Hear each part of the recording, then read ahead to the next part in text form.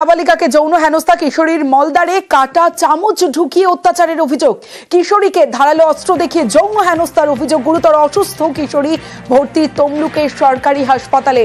নাবালিকাকে যৌন হেনস্থায় কলকাতা থেকে গ্রেফতার অভিযুক্ত, কোলাঘাট থানায় অভিযোগ জানানোর 6 দিন পর গ্রেফতার অভিযুক্ত।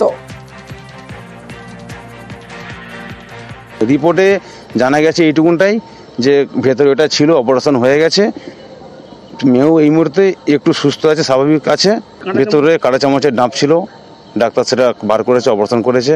বড় মেয়ের সাথে একটা ছেলে ঘোরাঘুরি করতো, তো সেই কারণে বড় মেয়েকে পায় না, তো সেই কারণে সেই ক্ষোভটা আমার ছোট মেয়ের উপর দিয়ে নিয়েছে। তো সেই ছেলেটি এসে বাড়িতে কেউ ছিল না, সেই ফাঁকেতে এসে আজকে মেয়ের, আমার এত বড় মেয়ের ক্ষতি করে দিয়ে গেছে। আজ থানায় অভিযোগ করেছি আমি। যন্ত্রণা হতে আমরা হসপিটালে নিয়ে এলাম। হসপিটালে নিয়ে আসতে ওকে সব জিজ্ঞাসাবাদ করতে ও বলল যে আমার একজন আমাকে বাধ্য করেছে, চামচটা সে ঢুকি দিয়ে। তারপরে ওকে অনেক জিজ্ঞাসাবাদ করার পর বলল যে নিচে অনেকজন ছিল, ও ছেলেটা একজনই উঠে গেছিলো উপরে উঠে গিয়ে ওকে নাকি চাকু ছিল, চাকু দেখিয়ে বলছে বলে কাউকে ডাকবিনি আর বলবিনি কাউকে। মনসারাম চৌধুরী রোগে আঙুল বেঁকে গিয়েছে, চোখেও সমস্যা। এই কারণে 16 বছর ধরে আধার কার্ড তৈরি করা যাচ্ছিল না।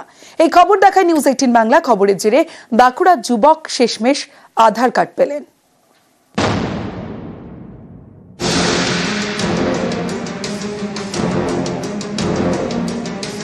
রিউমাটয়েড আর্থারাইটিসে আক্রান্ত, এর জেরে বেঁকে গিয়েছে আঙুল, চোখেও সমস্যা।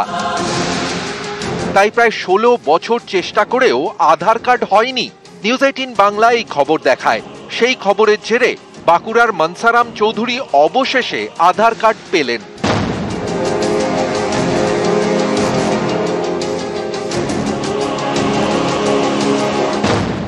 নিউজ 18 বাংলার জন্য আধার কার্ড হাতে পেয়েছি, সেই জন্য অনেক খুশি। নিউজ 18 বাংলাকে অনেক ধন্যবাদ জানাই। আমার আজকে ট্রিটমেন্ট হবে। 16 বছর ধরে আমার কোনো ট্রিটমেন্ট হয়নি, ওই আধারের জন্য ট্রিটমেন্ট হচ্ছিল না। এই হাতের আঙুলগুলো বেঁকে গেছে, চোখের রেটিনার গোলমাল আছে। নিউজ 18 বাংলার জন্য আমার আজকে স্বপ্ন পূরণ হলো, খুব খুশি, অনেক আনন্দ লাগছে। বাঁকুড়ার ওন্দার ছাগুলিয়া গ্রামের বাসিন্দা মনসারাম রিউমাটয়েড আর্থারাইটিসে আক্রান্ত। এই রোগে শরীরের বিভিন্ন অঙ্গ বিকল হয়ে যায়। মনসারামের হাতের আঙুল বেঁকে যায়। কোনোভাবেই আঙুলের ছাপ নিয়ে আধার কার্ড তৈরি করা যাচ্ছিল না। আধার কার্ড না থাকায় তিনি বিনামূল্যে সরকারি চিকিৎসা পাচ্ছিলেন না। গত মাসে এই খবর দেখায় নিউজ 18 বাংলা। সেই খবরের জেরে আধার কার্ড হাতে পেলেন মনসারাম।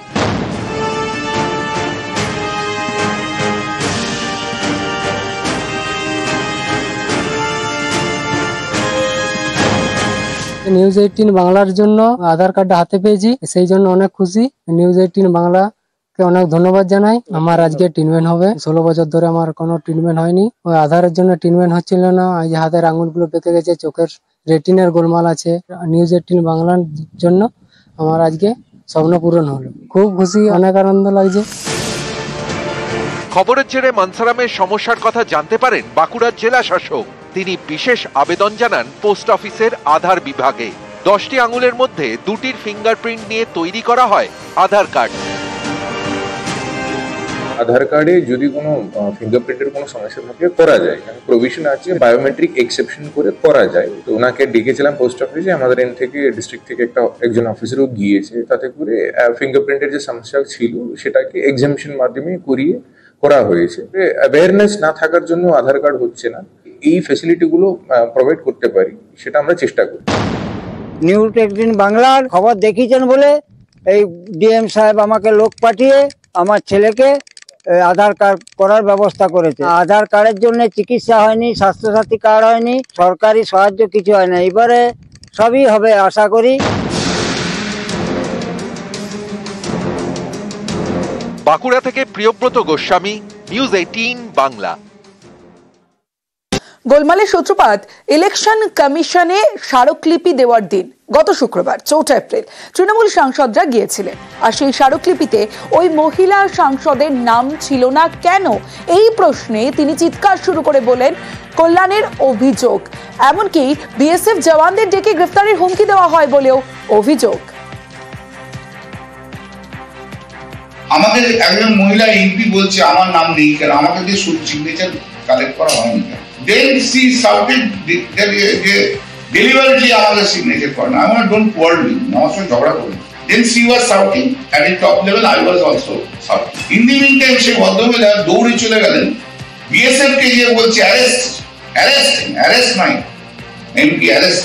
ভাই আমি 40 বছর রাজনীতি করছি, আমি শুধু আদানি আর মোদির বিরুদ্ধে লড়ি না, আমি সবাইকার বিরুদ্ধে লড়ি। সেই মহিলার আর কোনো ইস্যু নেই মহিলা এমপি, একটি আদানি আর একটা নরেন্দ্র মোদী। অন্য বিজেপির কোন নেতাকে চ্যালেঞ্জ করে না, পশ্চিমবঙ্গের কোন নেতা সম্বন্ধে কিছু বলে না। আমার মতো একজন লোককে বলছি জেলে ঢোকাও, বলেছে অশালীন শব্দ ব্যবহার, এটা মিথ্যে কথা সম্পূর্ণ। আমাদেরই একজন এমপি যে বাইরে থেকে এসছে, আমাদের প্রদেশের নয়, সে বাইরের প্রদেশের এমপি, সেই ভিডিওটা করে বাজারে ছেড়ে দিয়েছে। এবং এই যে মহিলা এমপি, এই মহিলা এমপি গত কিছুদিন আগে আমাকে ছোট লোক বলেছে ইন দি পার্লামেন্ট ইটসেলফ। এবং যে চিঠি ইলেকশন কমিশনে যে চিঠি পড়েছে তাদের সেই এমপি সই নেই। সেদিনকে জানিয়েছি, ডিরেক্ট জানিয়েছি, সুবিধা জানিয়েছি, সুবিধাকেও আমি জানিয়েছি। দল যদি বলবে ছেড়ে দিয়ে চলে যাবো, কিন্তু এইসব অসংখ্য মহিলা এমপিকে সহ্য করবো না। There is limit of the things.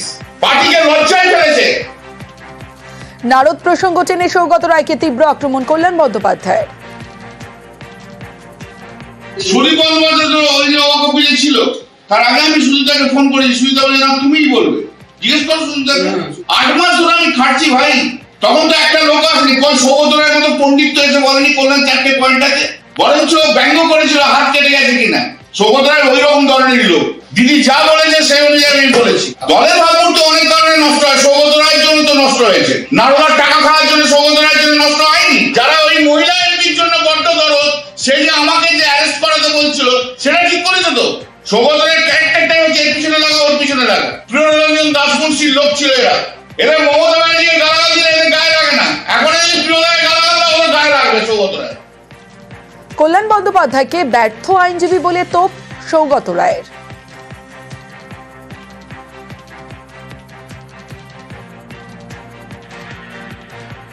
আমি মনে করি ও একটা ব্যর্থ আইনজীবী। এরা সব নারদার চোর বলে শুধু আমাদের আক্রমণ করেনি, পার্টিরও ক্ষতি করেছে এবং নিজের আইনের জ্ঞানের অভাব পরিষ্কার করেছে। আমি নিশ্চয়ই প্রিয়রঞ্জন দাসমুন্সির ঘনিষ্ঠ ছিলাম, কিন্তু আমি 2001 থেকে একটা না, আমি মমতা ব্যানার্জির পার্টিতে রয়েছি এবং তার আগে যখন মমতা ব্যানার্জি কংগ্রেসে ছিলেন 93-এর 21শে জুলাই কল্যাণকে কোথাও দেখিনি। আমার কল্যাণের থেকে সার্টিফিকেট নেবার দরকার নেই, কিন্তু আমি মনে করি কল্যাণকে সরিয়ে দেওয়া উচিত চিফ হুইপ থেকে। আসলে এই কদিন সুদীপ অসুস্থ থাকায় কল্যাণের হাতে ক্ষমতা এসেছিল, হাতে মাথা কাটছিল, যাকে ইচ্ছে বলতে দিচ্ছিল, যাকে ইচ্ছে বলতে দিচ্ছিল না, এবং বলতে চাইলে লোককে অপমান করছিল। আমি মনে করি একজন লোকও তৃণমূলের এমপিদের মধ্যে পাওয়া যাবে না যে কল্যাণের পক্ষে, একজনও পাওয়া যাবে না।